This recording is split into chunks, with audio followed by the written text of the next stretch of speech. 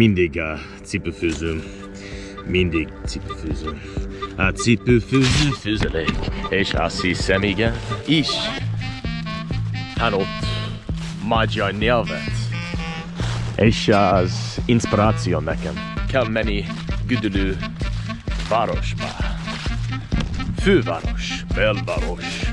Liszt Ferenc. Or as I call him, Frankie Flower. How you doing, Frankie? Chinos vagy. Fucking Liszt Ferenc. What a guy. What a guy. Kölcsi Ferenc utca. Az egy szem férfi. Kölcsi Ferenc. Welcome back to another edition of Csütörtök Éjszaka Történeti Idő, Thursday night story time. I'm here with my good friend. You all know him, you all love him. Bob Talmash, Tommy Bean. How you doing, Tom? Hello. Good to be here. Thank you for having me. And we're also calling this, was it Suit Podcast? It's a Suit Podcast. It's a Suit Podcast. I didn't I've get got the my memo. suit on. Might as well unbutton the little button now, get loosened up a bit. The jacket will come off soon enough. Looks beautiful. I think it's got to stay.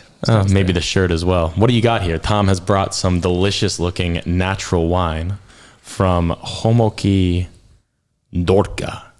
It's a Pétnat Formint Harsh Levelú 2020. Does it say where that's made? Because I was going to say something, but I think I'm going to be wrong. It says Felső Magyarországi.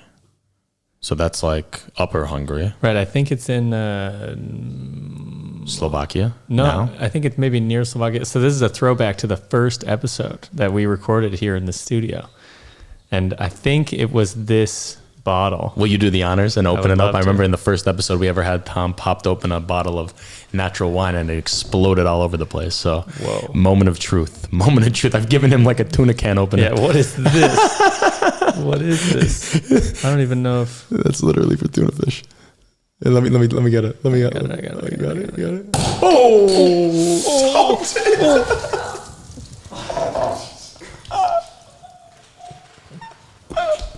My beautiful books. These are priceless artifacts.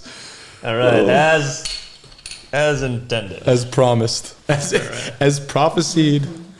As expected. As promised. We have a disaster on the table. Hundreds of good years thing I wore my white pants. worth of Good literature thing I wore my white pants. is ruined. We were basically begging for it, and it happened. Well, we can say this much. This bottle is reliably bubbly. It's reliably bubbly, pungent, fermented. We've had a little bit of a disaster. All right, starting off strong. It was much worse. The next bottle we shall have to open up with, what do they call those things? HVAC suits on. HVAC. Yep. I've HVAC, got one in my bag. Knick-knack, paddywhack, give a dog a bone. And the rest goes... The rest goes where the rest goes. So I'm glad that you are all still with us, bearing with us on this wonderful Thursday night here in Budapest as we deal with explosive objects. Yep. How do you say explosion in Hungarian? It's like rabon? Rabon. Yeah. Rabon. I looked that up because we had a guy cleaning out the chimney the other day, and I was trying to ask him if it would explode all over the place. The chimney, I don't know. At our first fight, I swear the chimney sweeps, the chimney men, chimney people must have some kind of like very well-renowned reputation in Hungary because they have these cool little stickers, like a little guy carrying a little chimney box or whatever, and they're everywhere. And I always see them around the neighborhood, and I was like, that's a very cute little thing, and never knew what to think. And then one day, I just got the phone rang like a ton of times, and I was working, and I was like, answered it. Some guy kept yelling at me in Hungarian, and I was like, bro, I don't know what you're saying. So I didn't let him in. And then I just heard it ringing all throughout the apartment. And finally somebody let him in, and he came upstairs and like banged on the door. And he came in like a very nice like worker outfit, and he had the stickers all over his like Carhartts. And I was like, oh, you're the chimney guy. And he was like, yes. And then he did some stuff. And I was like, oh, if there weren't stickers everywhere, I would not trust you. But now I trust him. Here's to the Hungarian chimney guys and their stickers. Exactly. And to some... Egészségetekre. It's a natural wine, no sulfates. Érdekes. It's very citrusy, gyümölcsös, a lot of nice strong notes of elderberries and Explosions. Explosions. It feels like we're walking through the springtime, even though it's towards the tail end of fall. So the point that we're here for is to read some fine literature. We've got a variety of books. Actually, most of them survived the explosion, as well as most of the valuable ones, which is a good sign. We've got King Arthur. This is some Hungarian history, but we'll keep that on the side. King Arthur and His Knights. Beautiful 1930s edition. We've done some reading from there in the past. Speeches That Changed the World. Nelson Mandela. Nagyon Csinos. Nagyon Jó. Nagyon Érdekes. Nagyon Ügyes Férfi. The Lost Rider. Hungarian poetry. Always a good warm-up. Actually, I did want to read one poem in particular for you, and I was wondering if I read the Hungarian, if you would respond to me in English with the English translation. I would be delighted to read in English and not in Hungarian. Okay, cool.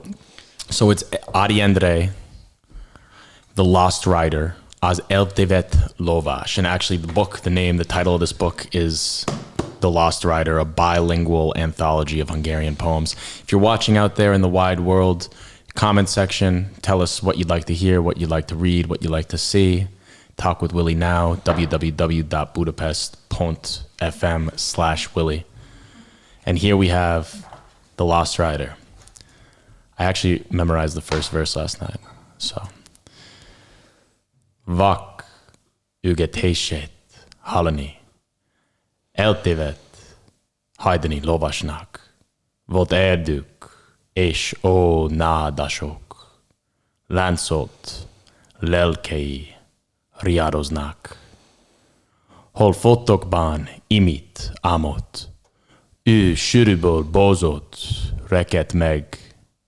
Most hirtelen téli mesék, rémei kielevenedtek. Itt van a sűrű, a bozott, itt van a régi tompa nota, mely a süket ködben lapult, vitéz busz, nagyapa, ink óta.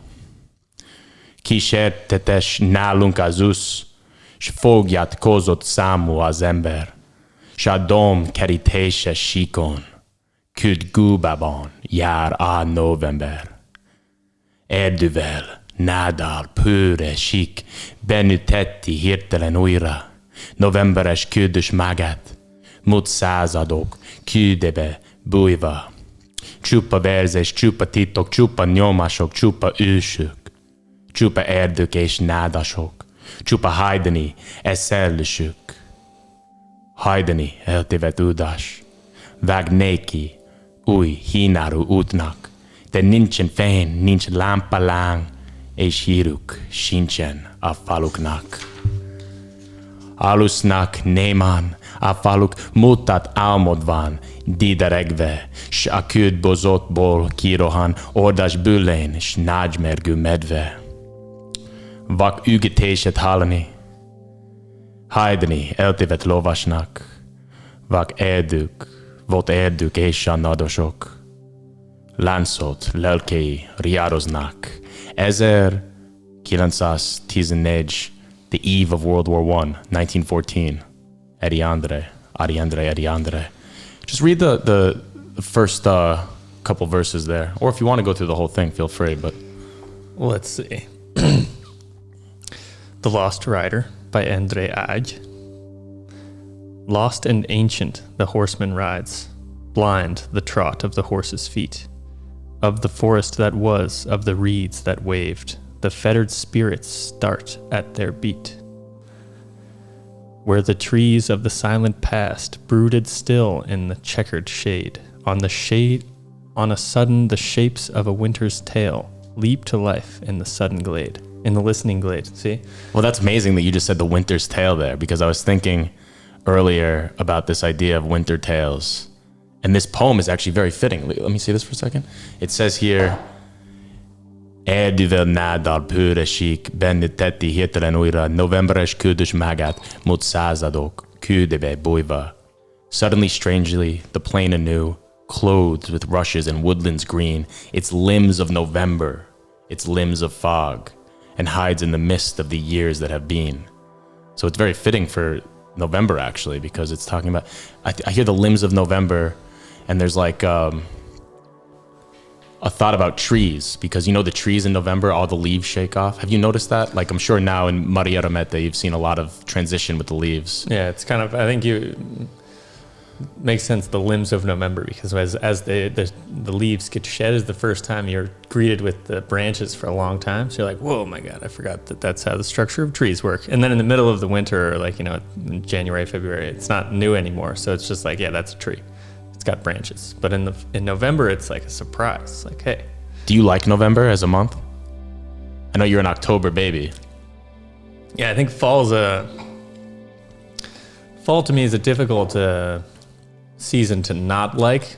I mean, it can be, but because it can take with one hand, or give with one hand and take with the other, because the weather's very, you know, temperamental. You can have beautiful fall days where it's, you know, amazing to go outside and have a little brisk, balmy weather, but you can also be shocked with an early taste of winter, and you're not quite fully dressed, so you can get really ripped apart by that. But I love, you know, the colors of fall. Can't be beaten. The colors are amazing. I mean, really, it's like a Technicolor paradise out there with the yellows and the oranges and the reds. Technicolor? What does that mean?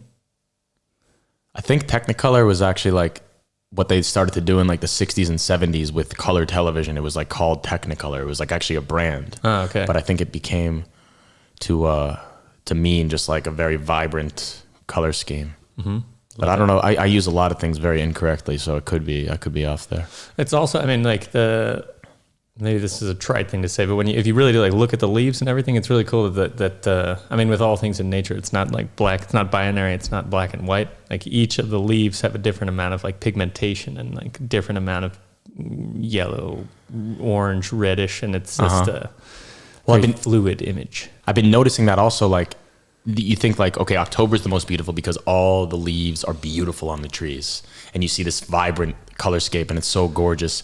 But then I noticed today, like all the trees are bare and it's pretty ugly. Well, it depends what your perspective is. Frog in my throat again.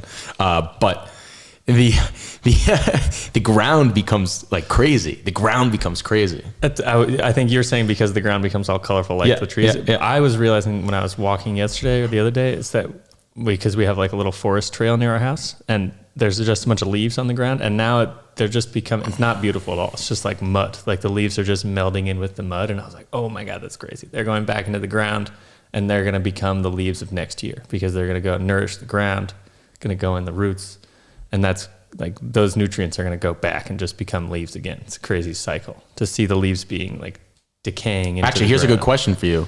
Are you supposed to rake your leaves in your lawn? Is that an aesthetic thing, or does it actually provide more nutrients to give the grass a little bit more leaf? Probably, I would think. I mean, yeah, common sense makes me think that, yeah, it would probably be better for the lawn if you left the leaves there to like to feed the ground. But yeah, I mean, you mow your grass as well, which... What say you, rake or not to rake? That is the question. But we were having a debate about this because it seems like, why is everyone doing it? Is it just because it looks bad? Because it doesn't actually look bad, is the thing. Or people are just hardos about their lawns and they want to have it looks pretty good. If you have a lawn covered in leaves and that's then what you I'm rake saying. It up. But no, it looks really good once you rake it up and you have a lawn, like a fresh lawn. It's pretty beautiful. I mean, the leaves... Yeah. Maybe also because like now the leaves look nice because they've just fallen and they're beautiful and they're colorful and they're yellow, but then in a few weeks they're going to be brown and they become rotten. They become rotten. Yeah. No good rotten leaves. No good rotten leaves. Bloody fucking rotten leaves. Do you remember Chef's Choice back in Middlebury? Yeah, Chef's Choice, my favorite. I still use it today, maybe in not so many words, but... What is Chef's Choice? Just like pick what chef. It's up to the chef. You know, somebody asks you like, "Hey, I'm going to the grocery store or going to the convenience store. Where you want something to drink?" And I'm like, "Yeah, Chef's Choice." All right, Chef's Choice. Which of these next sticky volumes would you like to read next? Dude, I was eyeing this when I came in. I want to read this. This is like the Grimm's fairy tales. The Grimm fairy tale, right? This is like proper fairy tales that are scary. Yeah, they're pretty. I mean, there's a variety in here. Some of them are ending very abruptly and like. They're all very weird. And the children's heads got chopped off. My God.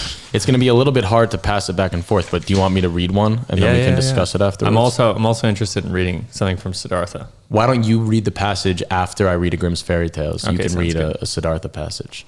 So we got some Grimm's fairy tales, Tun de Meshek. A lot of choices here. Speaking of, I remember I did this. I wrote, when I read it the first time, the lesson that you learn at the end of it. So this one, the Frog Prince, keep your word and you will be rewarded. Good lesson. Or we have another choice. We can read The Adventures of Chanticleer and Partlet. Do you have the lesson that you learned in that? No one? lesson there. I like the keep your word. It's a good one. Okay. Are you going to read the whole thing? Let's see how long this one is. Some of them are longer than others. That was 2 page turns. That's a lot. Cat and mouse in partnership. Greedy cats win everything in the end. That is the way of the world.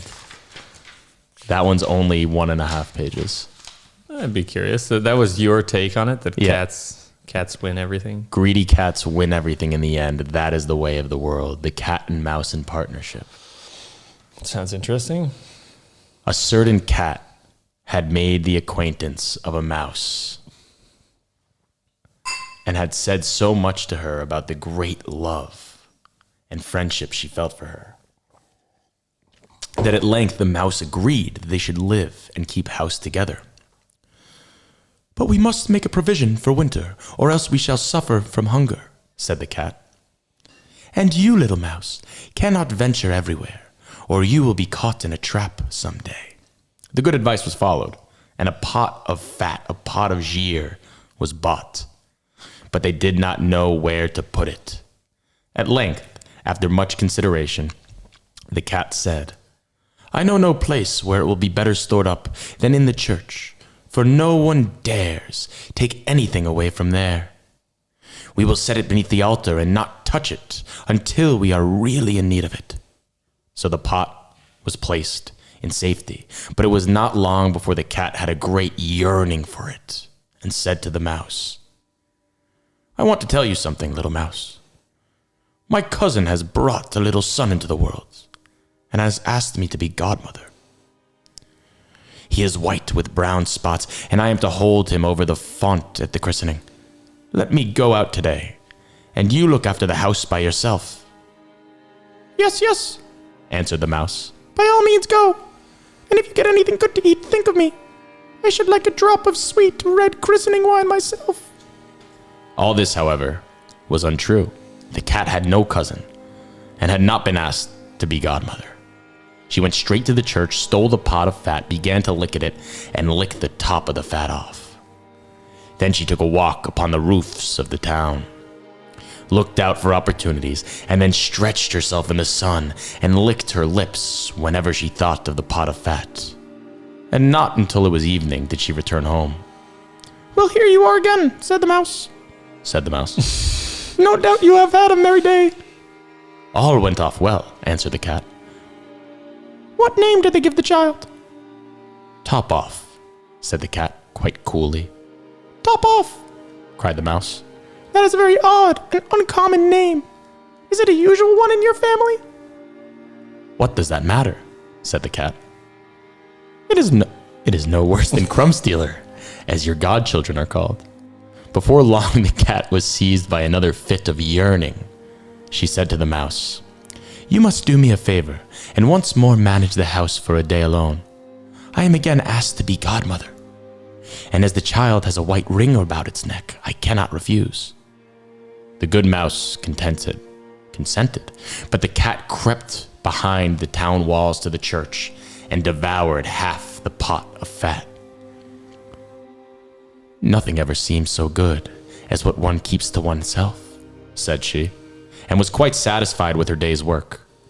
When she went home, the mouse inquired, "And what was the child christened?" "Half Done," answered the cat. "Half Done? What are you saying? I have never heard the name in my life. I'll wager anything that it is not in the calendar." The cat's mouth soon began to water for some more licking. "All good things go in threes," said she. "I am asked to stand godmother again. The child is quite black, only it has white paws, but with that exception, it has not a single white hair on its whole body. This only happens once every few years. You will let me go, won't you?" "Top Off, Half Done," answered the mouse.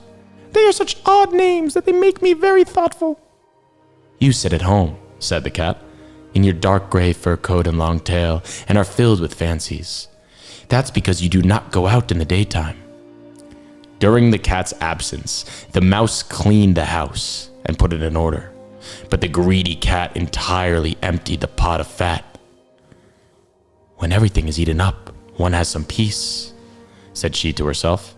And well filled and fat, she did not return home until night. The mouse at once asked what name had been given to the third child. It will not please you more than the others, said the cat. He is called All Gone. All Gone, cried the mouse. That is the most suspicious name of all. I have never seen it in print. All Gone, what can that mean? And she shook her head, curled herself up, and laid down to sleep. From this time forth, no one invited the cat to be godmother. But when the winter had come and there was no longer anything to be found outside, the mouse thought of their provision and said, Come, cat, we will go to our pot of fat which we have stored up for ourselves. We shall enjoy that. Yes, answered the cat. You will enjoy it as much as you would enjoy sticking that dainty tongue of yours out of the window. They set out on their way. But when they arrived, the pot of fat certainly was in its place, but it was empty. Alas, said the mouse, now I see what has happened. Now it comes to light. You are a true friend. You have devoured all when you were standing godmother.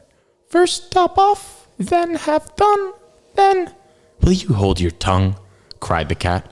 One word more and I will eat you too. Oh, God, was already on the poor mouse's lips. Scarcely had she spoken it before the cat sprang on her, seized her, and swallowed her down.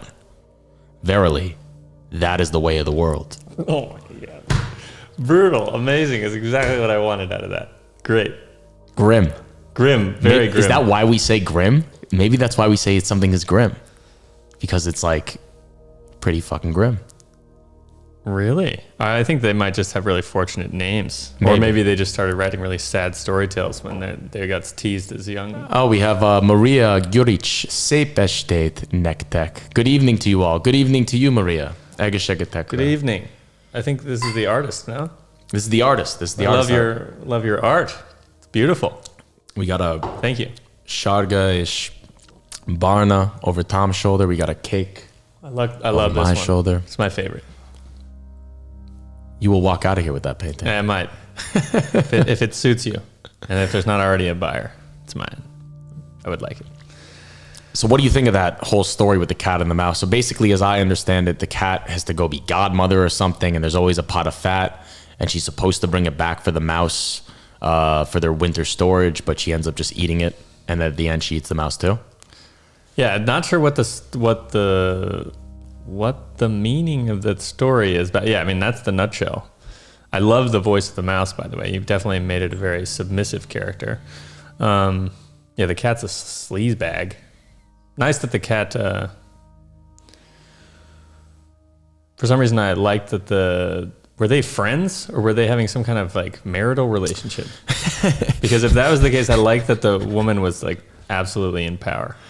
Yeah, that's interesting, cool. Actually. I didn't even think about that. They definitely have some sort of relationship where they live together, this cat and this mouse. I think they were friends, though, but I'm not sure.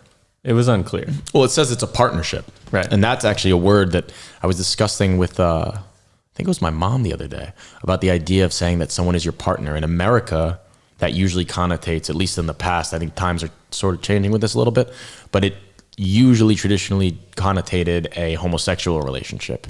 And I think that's probably because you couldn't legally call someone your husband or your wife, so you had to refer them to your partner. I mean, of course, you can do whatever you want, but I think that's probably where it was generated. But in other parts of the world, partner is very common. Like in England, people call their spouse their partner all the time. I think it makes sense. I mean, it's a lot easier of a word to like say in mixed company in general. Like I think where you're going with this is I think it means more as well. Oh, what do you think about this? The word moaning. Like in America, yeah, it usually connotates like a woman having an orgasm. Well, yeah, it can. But in England, to have a moan is like to complain about something. Oh, that's cool. Yeah. So my question for you, are English people sexually attracted to complaining? Or are Americans really terrible at sex? You put me in a pickle.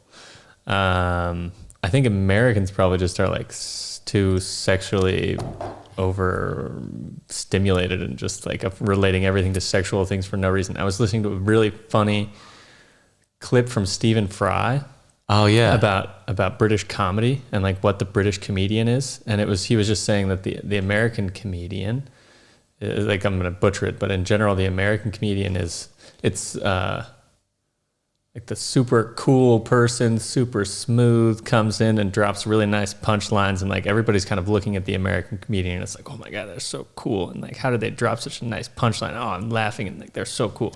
And the British comedian is someone who's like very much like they are the punchlines. Like they're sad and like sort of depressed, and like you're laughing at them, and they're like building the joke out of their like misgivings and misfortune and stuff like that. And I think that might go to the moaning thing, where that they're just maybe more comfortable with this, like the sad, or like they're more upfront with the.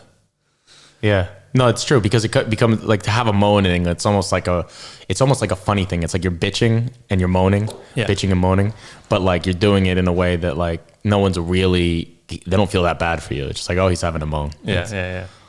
But in America, I like that. It's like whining. Yeah, it's whining. Yeah.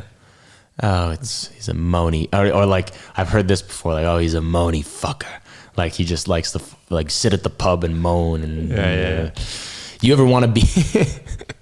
Do you ever want to be like one of those guys that just sits at the bar all day and has a moan? Absolutely. I was just in Oxford, and I just wanted to like go sit and just. Oh yeah, tell me about that. Speaking of England, how was Oxford? It was a crazy place, like unbelievably beautiful, and it's hard for me because there was at one point I was in a maybe my favorite like little story. I was just walking around after working, trying to like clear my head and just enjoy the place because I was working during the weekdays. And I walked into a pub that Maddie Poulton recommended me, the Bear. Maddie Poulton, out there in the audience. We know you watch every episode, Maddie. We know you're here. He recommended me to go to the Bear, and he was like, it's a tiny place, too small for you, but you can stoop and have a beer there, or something like that. So I went, got a classic cask ale where they pump it out. Oh, nice. Flat little ale, beautiful. And as I was sitting alone at my little table in this tiny bar, the barkeep started a little fire. Oh, beautiful, amazing. Just inside. I think for some reason in a city, like starting a little fire, just this is a very romantic idea for me. And then some crazy man just comes up to me. So first of all, I walked past, going to the bar, walked past a crazy man just peeing on the street, which was not something that I saw. That was the only time I saw it, and he was nuts. And then walked into the bar, and then that crazy man walked in behind me. And after I ordered my beer, he was like, what's up, man? And tried to shake my hand, and I was like, dude, all due respect, I'm not shaking your hand. I just saw you like peeing all over yourself. And I just kind of turned away and walked away. First, kind of the crazy person. Then I was drinking my beer alone, listening to my book, and then another crazy person just started talking to me, but this guy didn't pee on himself. So I entertained the idea, and he was talking to me all about, he's a metal detector. He was in Oxford doing metal detecting to try and find old coins. That's crazy, because I also once met a crazy British metal detector in Cornwall. But tell me more about this guy. I mean, this guy was just like, yeah, I'm a metal detector. You know what that is? I was like, yeah, you go look for weird metal. It's kind of cool. And he was like, yeah, I found this coin, all this bullshit. And then he kept accusing me because once I told him I was American, he was like, oh, okay, so you don't like history. And I was like, what? And he was like, yeah, you don't have any history. So like you probably hate it here. And I was like, we have some history. It's just not really like there's a lot of Native American history, or like whatever before Europeans came. There's a lot of beautiful history about what was going on with that culture, and it's kind of sad that it's destroyed now. But then he kept trying to tell me, like, kept bringing up history and just being like, yeah, but you must not like it because you don't have any. And I was like, why are you accusing me of such things? And I was like, my friend is a historian. He's an American historian. I'm an American historian. I'm history. That means like I'm old news. But one thing he was asking me is like how I like Oxford because there's so much history. And I was like, yeah, well, I live in Budapest, which also has history. But what I couldn't put my finger on is the difference. So history is, there's a lot of history as you're walking through Budapest. You see old buildings, beautiful. But when I was in Oxford, it was a completely, like, viscerally different experience, the history there. And I'm not sure. Have you been to Oxford? Or maybe I've never been to Oxford. I've been to Cambridge a couple of times, and I believe they're fairly similar. Yeah. I was actually in Cambridge with you once. Right. But Cambridge and I think Oxford, and I saw some of your pictures, very lovely pictures. it has like this sort of uniformity of aesthetic to it, where like everything maybe not completely looks the same. Like I'm sure you have some like new buildings as well, but like you have a street with like this row of like Georgian era, Victorian era houses, and they all kind of like go together and they sort of fit like romantically. Whereas like Budapest is like this like chaotic like mishmash of different eras, and like you have these beautiful early 15th century buildings, maybe not 15th century, but for the most part like very early buildings, but then that's like juxtaposed with modern not skyscrapers, but like modern buildings, and then panel houses, and it's sort of all jumbled together, and it's a little bit dirty and gritty, and I like it. That's something that I like about Budapest, is that it's just this like clusterfuck of chaos. But I think Oxford is a little bit more, maybe it looks historical in a way. You can see it in like the pages of a book or something. Sure. And it's much older. I mean, like, I think they also like have all the buildings are much shorter. Like there's nothing higher than like a 2-story building unless it's like a steeple, which also is like a bit of a difference from here. Like you were saying with panel houses, like there's a lot of like 5-6 story, like, and the stories are massive as well. But also interesting because Budapest, as far as big European capitals go, is a short capital. Like, well, Europe in general has less height than most places in America, let's say, or China, for instance. But even so, I think in like Madrid or London or Frankfurt or Berlin or Vienna, there's like a few more tall buildings. Budapest has obviously the Parliament and St. Istvan's Basilica, tallest buildings in the city. Nothing's allowed to be built higher than that, 96 meters. Do you know how tall the basilica, or not the basilica, the Parliament is? And do you know what it represents? 96 meters. Do you know what it represents? Or like what it's 896, the Honfoglalás is the year that the Hungarians stormed into the Carpathian Basin. Oh, amazing. I mean, I thought it's like the amount of meters is the same amount of kilometers to the old Hungarian capital, apparently. That might also be true. I don't know. That was sold to me on a tour, but you can never trust those tour guides. I don't know. But it was interesting because in 1896, and that's when Parliament was completed, I think a few years after that, like 1904. But it's supposed to be 1896 as well as St. Istvan's Basilica. Do you know that the Parliament is heated by geothermal air? Like the same thermal air that heats the bathhouses in Budapest? Like really? They use, back in the day, they were like channeling the thermal air from that shit through the building, which is what keeps it hot. And now it's become synthetic heating, but they use the same like ducting system that they originally built it for. That's wild. Insane. Geothermal energy in Budapest. Who knew? Who knew? Who knew? It's the future. So you want to read that Siddhartha passage that you had picked out? Sure, but I couldn't actually. Now I'm not really sure what I picked out. So Siddhartha is a story, which I'm not. So I've tried to explain this before. Siddhartha is the name of a Buddha, or of one of the like famous. I'm pretty sure that Siddhartha was the original name of like the guy that like is revered as the Buddha. Okay. Is that maybe not true? Yeah, so then I also thought this was about him, but it's not. This German guy, Hermann Hesse, just kind of like wrote a story and called it Siddhartha, which seems very presumptive to me. And it's just fictional. It's just a made up story. Right. About a shamana. And a shamana, which is an interesting concept, is basically just like a chosen homeless person, like someone who chooses to be homeless, like an ascetic. Yeah, and they just walk around without a home, without money. They just like try to like survive, like not eat, and they just try to meditate and like not go crazy. Basically. It's like a glorified homeless person. Yeah, and so this story, in a nutshell, I mean, you've read it, right? Yeah, I've read Siddhartha. So I think, as I understand it, so correct me if I'm wrong, it's just like a man's journey through enlightenment, sort of. He like starts as a true shamana. He like has everything. He has a family. He could go to school. He learns to read, all this kind of stuff, and then he tells his dad when he's 18, he's like, "Hey man, I'm gonna become a shaman." And his dad's like, "Oh my god, that's not cool. But if it's what you want, do it." And then he leaves, and then he becomes a shamana, and then he realizes that just like being homeless and not eating isn't enough, and he goes through like trying to become a completely enlightened religious person, finding out that's not what he wants, and then he goes and becomes like a merchant and like gets caught up in capitalism, and then he goes back to being sort of a shamana, and he ends up being enlightened in the end. He like goes through all the different extremes of life, sort of, in the different parts of the book. What they say in the back, Siddhartha, a handsome Brahmin son, is clever and well-loved, yet increasingly dissatisfied with the life that is expected of him.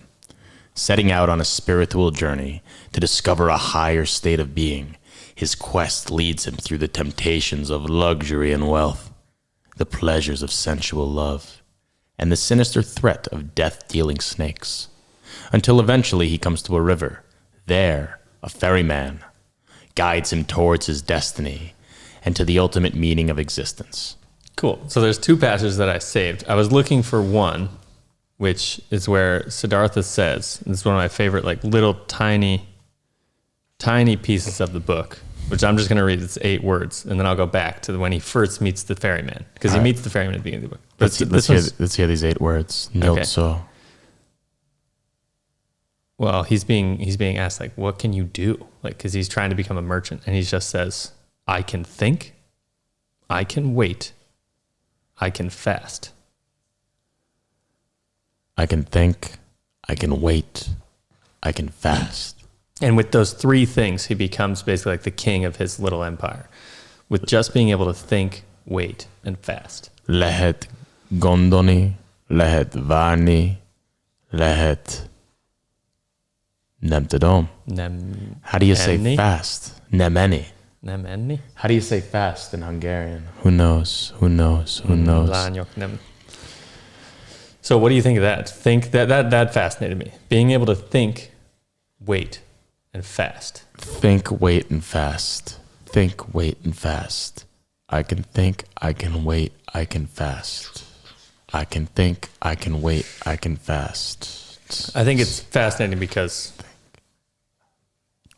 it's just like he basically has discipline. He has discipline because he can fast, and he has patience because he can wait, and he's intelligent because he can think. So with patience, intelligence, and what is he saying discipline. that in response to? So this is when he meets, this is the sexually charged part of the story. He meets a prostitute. Yes. Let me find out. So he first sees her, this is right after he's like, okay, I'm not being a shaman anymore. This is silly. I'm going to go try and do some stuff. And he comes into the town and he sees her in her beautiful grove, and he's like, I can't go in like this. I'm still a shamana, he thought, still an ascetic and a beggar. I cannot remain one. I cannot enter the grove like this. And he laughed. He inquired from the first people that he met about the grove and the woman's name, and learned that it was the grove of Kamala, the well-known courtesan, and that besides the grove she owned a house in the town. Then he entered the town. He had only one goal, pursuing it. He surveyed the town, wandering about in the maze of streets, stood still in places, and rested on the stone steps to the river. Towards evening, he made friends with the barber's assistant, whom he had seen working in the shade of an arch. He found him again at prayer in the temple of Vishnus, where he related to him stories about Vishnus and Lakshmi. During the night, he slept among the boats on the river, and early in the morning, before the first customers arrived at the shop, he had his beard shaved off by the barber's assistant. He still had his chair combed and rubbed with fine oil. Then he went to bathe in the river. When the beautiful Kamala was approaching her grove late in the afternoon, in her seated chair, Siddhartha was at the entrance. He bowed and received the courtesan's greeting. He beckoned the servant who was still in the procession and asked him to announce to his mistress that a young Brahmin desired to speak to her. After a time, the servant returned, asked Siddhartha to follow him, conducted him silently into a pavilion where Kamala lay on a couch, and left him. "Did you not stand outside yesterday and greet me?" asked Kamala. "Yes, indeed. I saw you yesterday and greeted you." "But did you not have a beard and long hair yesterday, and dust in your hair? You have observed well. You have seen everything. You have seen Siddhartha, the Brahmin's son, who left his home in order to become a shamana, and who was a shamana for 3 years. Now, however, I have left that path and I have come to this town, and the first person I met before I reached the town was you. I have come here to tell you, O Kamala, that you are the first woman to whom Siddhartha has spoken without lowered eyes. Never again will I lower my eyes when I meet a beautiful woman. Nice. I like that a lot. Never again will I lower my eyes when I meet a beautiful woman. When I beat a beautiful woman. Oh, the grim tales are back. The grim. Not funny. Not funny. So, and then in response to that, he says, I can think, I can wait, I can fast. So he's going to Kamala for... I'm also, while you're reading this, I'm just imagining that the woman he's meeting is Kamala Harris. Yeah, exactly. Me too. Every time I read Kamala. I thought it was Kamala, but then Kamala Harris. Kamala. Actually, I was listening. So this is, I mean, shall I continue? Because she answers your question, but go ahead. No. Continue, please. So Kamala smiled and played with her fan made of peacock's feathers and asked, is that all that Siddhartha has come to tell me? I have come to tell you this and to thank you because you are so beautiful.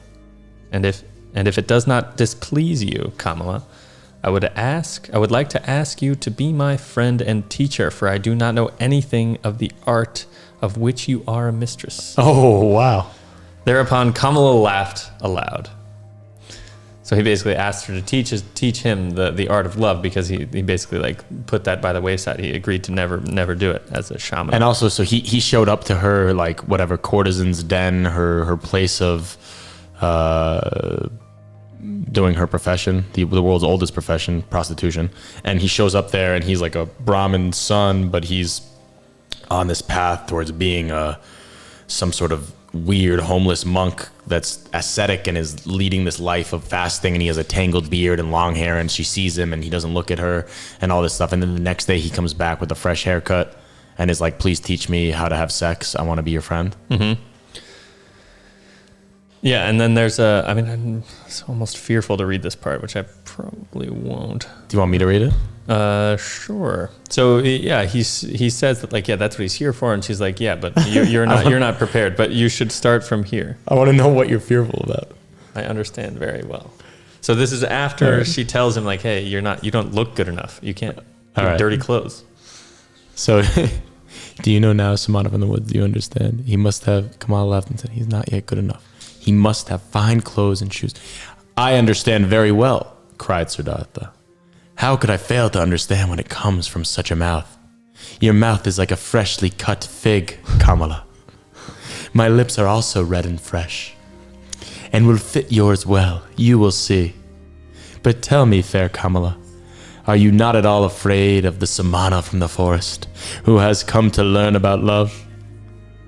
Why should I be afraid of a samana, a stupid samana from the forest, who comes from jackals and does not know anything about women? Oh, the samana is strong and afraid of nothing. He could force you, fair maiden. He could rob you. He could hurt you. No, samana, I am not afraid. Has a samana or a Brahmin ever feared that someone could come and strike him and rob him of his knowledge, of his piety, of his power for depth of thought? No.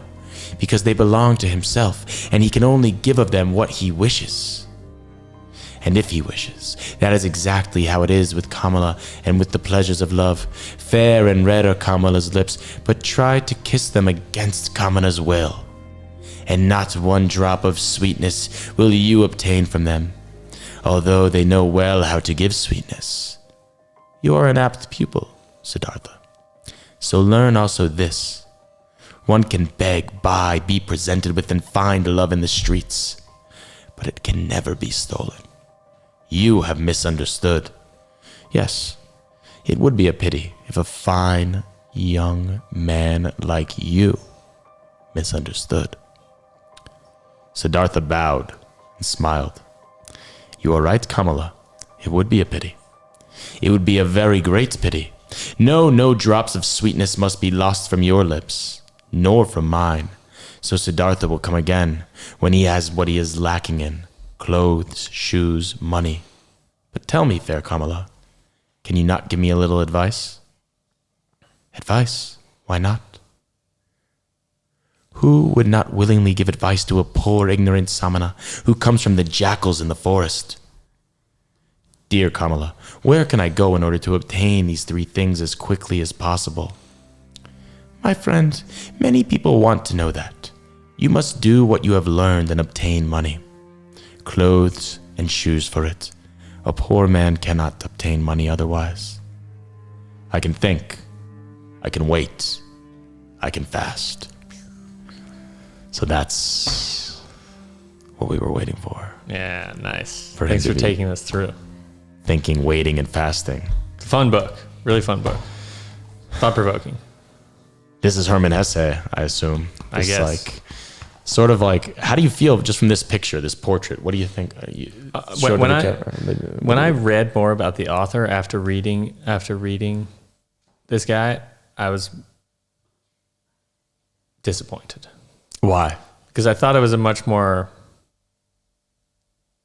like it had much more depth. Like the story was like very true and honest, and it just seems like this guy is like creating, because the intro is by Paulo Coelho, the guy who wrote The Alchemist, who is like renowned for being sort of a bullshitter, basically just like kind of a nonsense writer and just like bullshit.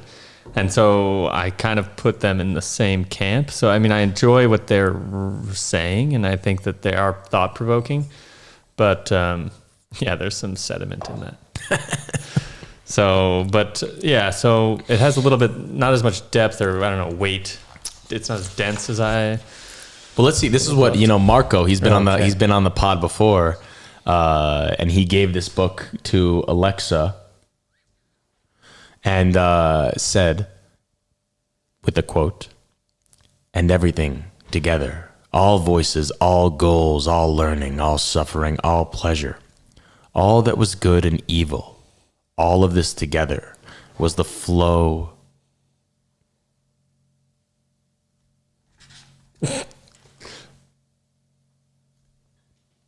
Of events.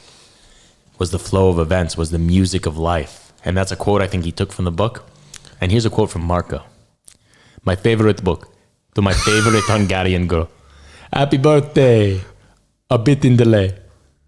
But this is Marco. Tub la Kika. Okay. Very good, very good. Marco gives great gifts. Marco gives incredibly good gifts. Yeah, he gave me an amazing Liverpool shirt once, like the green and blue, and He gave me a Hungarian built puzzle, which is just like a coffee table puzzle. You're supposed to make the shape be like one continuous shape. And I literally asked my family, because we do like a whatever Secret Santa. Those are the gifts we do for Christmas. We only do one gift. One person gets, and every time I'm always like, give me a puzzle, like give me something. And he didn't even know that, but he got me a puzzle. So Marco, can read minds. yeah, he's just a very good gift giver. Some people Great have gift that. giver. Some Great people gift have giver. that quality. And now he has like 20 people visiting him a week from. He's given so many great gifts that he's been cursed by like his affability and his friendliness of just always having to host people in Budapest. Cursed, dude. He needs to read more of these grim fairy tales. All right, I think we got about 10 minutes left.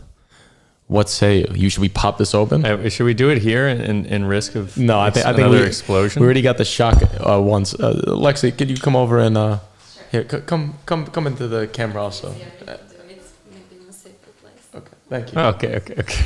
All right. Does the trick. Does the trick. What other kind of books do we have here? I read through this. I thought it was going to be a crazy Roman epic, and it's just your notebook. Yeah, this is I got this. It's like something. Whoopa, watch out. Okay, these natural wines are just. Put it in the sink. Put it in the sink. What's wrong with these wines, huh? Oh dear. It's still better here than on the camera. All right. Well, this is my crazy Sorry, Ray. Sorry, lunatic Ray. ramblings. Watch out, Tom's comes in the We'll clean apartment. it, we'll clean You're gonna have bugs here for months.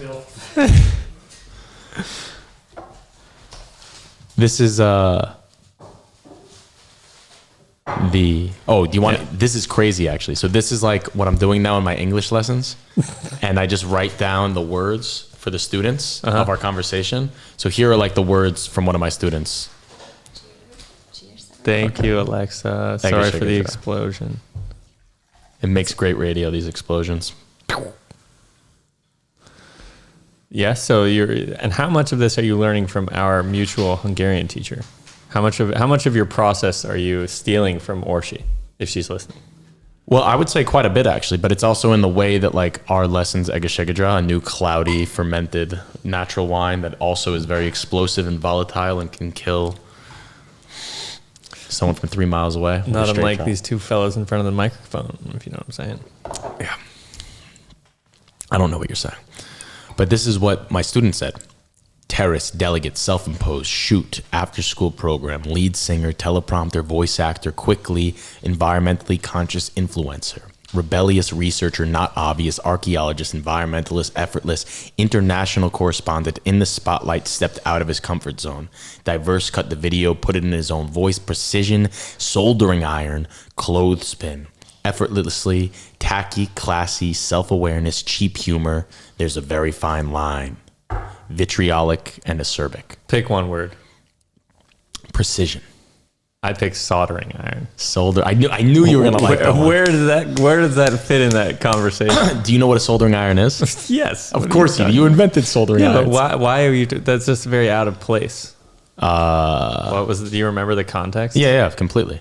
It was. She works for a studio that teaches kids how to build and construct things, and they were soldering technological parts together. And soldering irons are kind of crazy, I actually. didn't say soldering. I think it's pronounced solder. All right. Well, probably is. I mean, I don't know. You're the solderer. I'm just yeah. a fucking solder. Excuse me. I'm a solderer. Yeah, it's a PG, family friendly.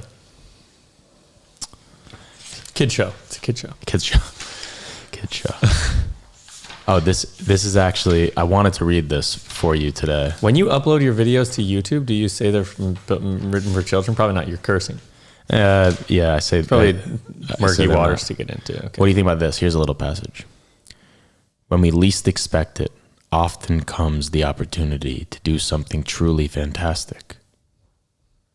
For these are the moments when we are at our most relaxed, when we least expect it. Even in the awkward occasion of recognition fatigue. The floorboards croaked and groaned as our young protagonist got out of bed in his tiny box of a room he was renting on the Kiraiutsa. It was only 4 a.m. and the music outside was making such a goddamn racket. It wasn't the first time, and you could bet your bottom dollar that it would not be the last. He sighed, stretched his arms to the sky, and shuffling through a maze of dirty clothes, made his way to the bathroom. The apartment was hardly what had been advertised, but it was a room, and that would have to do for now.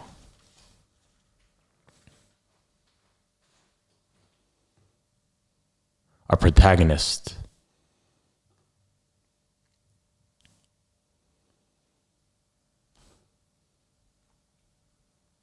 worked in the events world, but work had all dried up because of the redacted. I picked my head up from the page. It must have been written by some sort of manuscript, written by this author. What was his name? Finnerty James. He was writing from a perspective some good deal away in the past. And here I was reading what he had written, some 300 years in the future. Where was the romance? Where was the passion? Why did we stop seizing our opportunity? This is your latest notebook, isn't it? Mm-hmm. Yeah. Is this your soiree into, or is this one of your soirees into this concept that we were talking? Or you talked to me about? Yeah, that was. I think that was like a prompt for something. I don't even remember when I wrote that, but redacted. I love the word redacted. I'm trying to figure out ways to get into stories, methods of entering into a world that are sort of unconventional. So you're not just saying once upon a time this happened. It's more like I like the protagonist, our protagonist. But wait, what happened? So the guy who was in the small flat in Budapest, was that the story?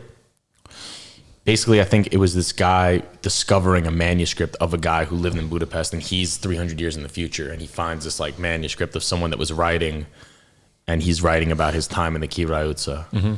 And so that's the loop back into the past is And where is this 300 years in the future today, or 300 years in the future from today? So 2321 is when this person's reading it? It's just 300 years after when it was written. Right. I'm not sure when it was. Oh, okay. But was 300 years ago, was Kiraiutsa bumping? But maybe it's 2321. Right. So that's what I mean. So that's kind of what I'm asking. But okay. I don't know. Can I read you one more thing? Please. All right. This is a poem that I wrote the other day.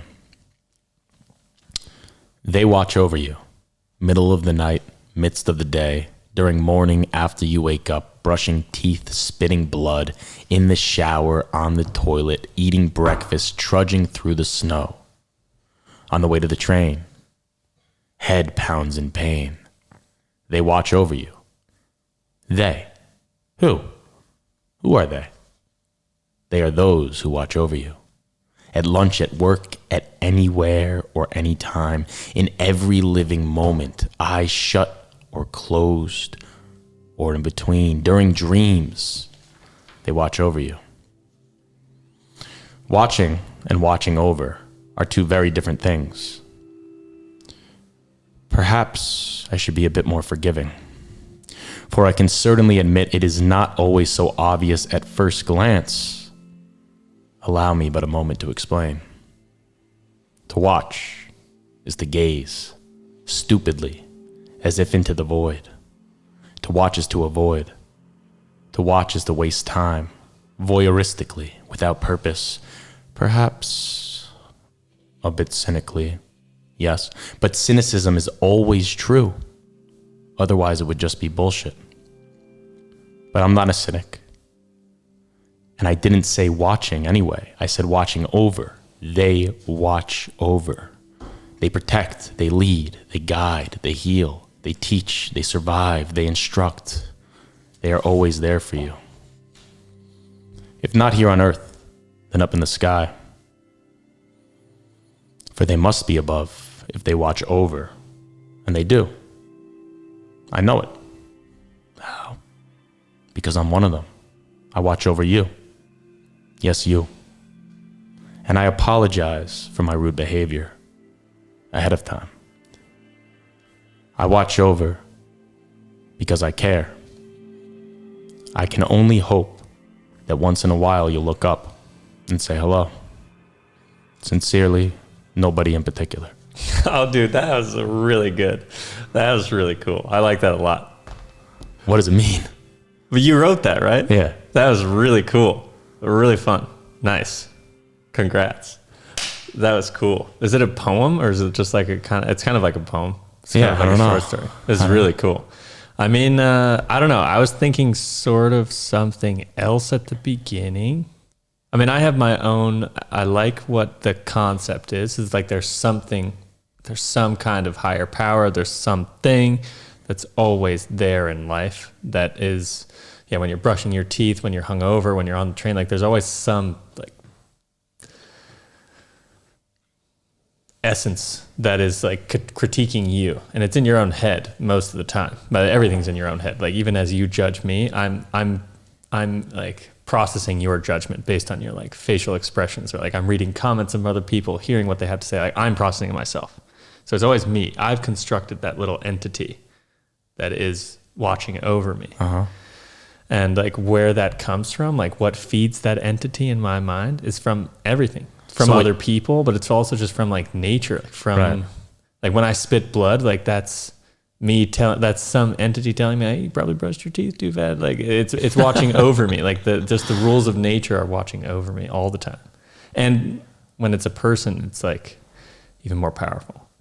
So what you're saying is that basically we construct in our own experiences in life this entity that is watching over you, whether you believe that to be God or like an ancestor or some sort of like spaghetti monster flying in the sky, whatever it is, that is like a self-construct that we have from our lived experience created, that is this idea of something watching over us. I think it's like how humans like develop to be good at stuff. It's like how we progress and become better. For me, it's like nature, like the rules of nature are just like rational behavior kind of is what it's like part of what it is. And like I think also what one thing that was compelling for me when I was starting to write this was this idea, like I just started to write and it came out like why they watch over you. That was the beginning. Yeah. And then like I was thinking, well, what does it mean to watch and watch over? What's the difference between that? Because to watch and watch like over gives it like a different connotation. It's almost like we have these verbs in English that I've realized now from like learning English. I mean, teaching English and learning Hungarian. We have these verbs that are really two words together. but they can't really be separated. So like they are their own word. Mm-hmm. Do you know what I mean? Like watch over might as well be written as one word. Like in Hungarian, it'd be watch over izni or something. And like watch izni, watch over izni. And they would just put it together as one word, but we separate them as two words, but they really are have different semantic meaning. One verb. That's fascinating. I mean, I didn't even, that to me was just like a really playful aspect of the poem, because like it was all about the watch over thing. And that when you started breaking out into that little talking about what is watching, like what is that? I just loved that little aspect. It brought really like a lot of levity and made it a really fun thing to experience. That was great. You should publish it, dude. Thanks. What about this, by the way? This cover, Dali. Yeah, it's telling you. Oh, so how about this? You want to know what the title of this painting is? In Hungarian, Álom, amelyet egy másodperccel ébredés előtt egy mély gránátálma körüli rüté okozott. I can only hear Hungarian. I cannot understand it. I mean, I wouldn't be able to understand that either. Salvador Dali, dream caused by the flight of a bee around the pomegranate a second before waking. So I think the insinuation here is that there was a bee flying around a pomegranate that like subconsciously gave him this as his dream. Sounds like he might have just taken a lot of drugs. I think he's just messing with people, dude. Honestly, he's just like taking it to the extreme, which I love. But I mean, he's a maniac, dude. Absolute maniac. I love sitting here talking with you, Tom. It's great to have two microphones. No, it's been a joy, dude. This has been really cool. I would love to. You should have one of these every week. That was cool. You should make it. I know you can make a book called "Talking with Willie," like the products of talking with Willie or something. That was really cool. When did you write it? How long were you working on it? I just wrote it yesterday. I just sat down. I wrote it yesterday, and then I looked at it today, and I crossed out a bunch. I had this whole part here where I said, I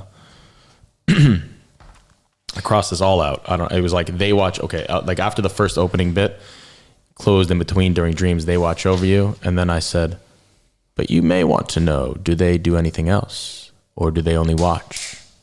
I didn't say they watch. How thick are you? No, not you. Okay, yes, you.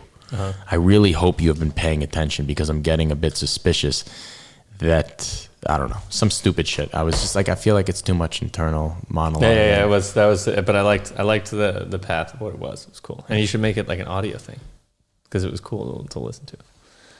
Nice. All right, so do you have any abiding thoughts? We read this story of the cat and the mouse. We read The Lost Rider in November, Ariandre. We read some Siddhartha.